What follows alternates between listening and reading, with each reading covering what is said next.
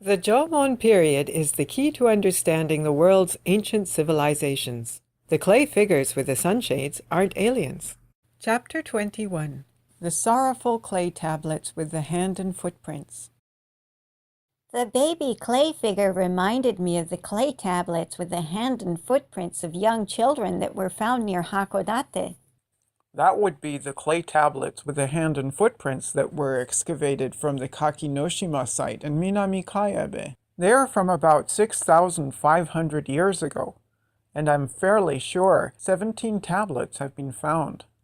Artifacts that allow us to see the shape of the actual bodies of the people of the Jomon period are rare and valuable. However, considering the size, the handprints and footprints seem to be from infants from about 8 months to 2 years old. Why did they make such clay tablets? Some scholars have a theory that they may have been mementos of a child that died, and others think that they may have been used for festivals to celebrate the growth of their children. What do you think, Tabby? I have no idea. Then I will give you a hint. A similar object has been found in the village of Rokkasho in Aomori Prefecture. It is thought to be from 3,000 to 4,000 years ago. Look, this is it. There is a magatama-like pattern engraved in the middle of the handprint. That's right. This is what caught my eye. Magatama, which look like half of the yin and yang symbol, could also be said to be shaped like snakes. It is the same as the character Mi or snake in the Chinese calendar. This character Mi, which means snake, comes from the oracle bone script Shi, which was invented in the Yin dynasty.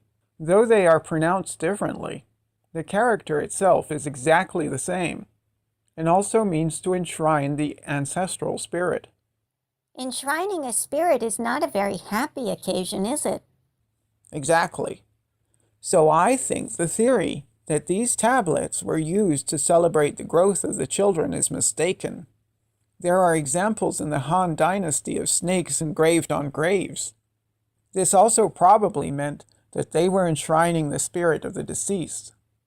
But for the Jomon people, the deceased ancestral spirit was the female and male snake mating, and the snake god was the one who separated them and brought the spirit back to the world.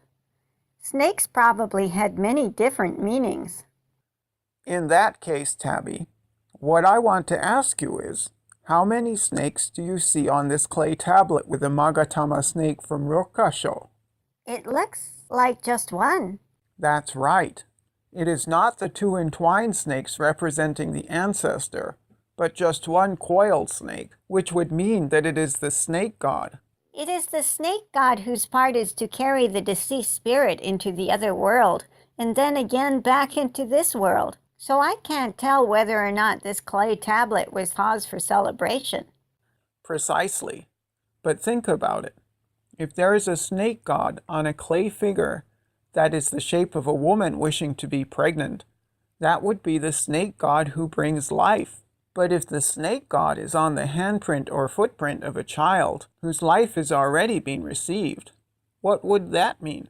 Surely, it is not for the small child to get pregnant. So they drew the snake god on the child's handprint in order to wish that its spirit would be safely carried to the other world. That seems a more appropriate idea. A clay tablet is always baked, but the hand and footprint tablets were not baked properly. They were probably baked lightly in a hearth or a fire.